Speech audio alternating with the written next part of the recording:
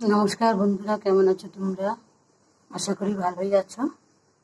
সুদেবী কিচেনে দেখো, আজকে এটা হলো বাটা মাছ, এটা নদীয়ারি, এটা সরপুঁটি,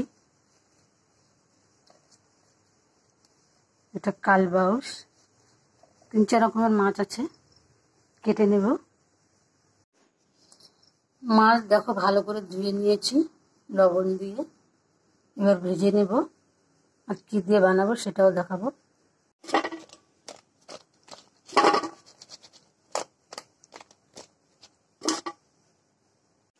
দেখো বন্ধুরা, মাছটা বানাবো বেগুন, আলু, কাঁচা লঙ্কা, পেঁয়াজ, কালো জিরে ফোড়ন দিয়ে, কিছু বেটে দেবো না, একবারে সিম্পল ভাবে বানাবো রেসিপিটা।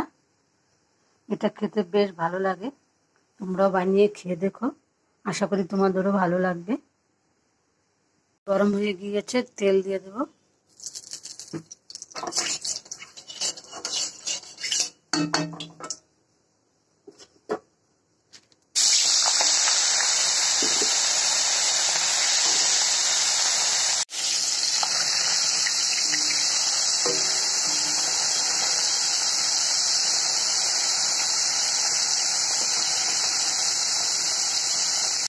মাছ ভেজে নিয়েছি, কাঁচা লঙ্কার পেঁয়াজ চিড়ে নিয়েছি, তেলে ভেজে তারপরে সবজিটা দেবো।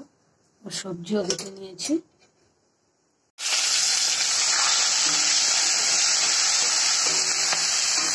দিয়ে দেবো স্বাদ মতো লবণ, হলুদ গুঁড়ো,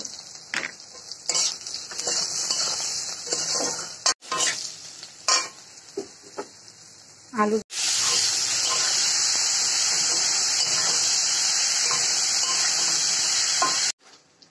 দিয়ে দেবো একটু ধনে পাতা নামানোর আগে।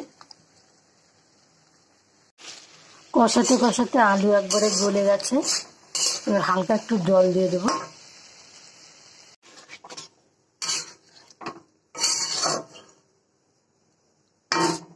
মাছ দিয়ে দিলাম, ধনে পাতাগুলো দিয়ে দেবো।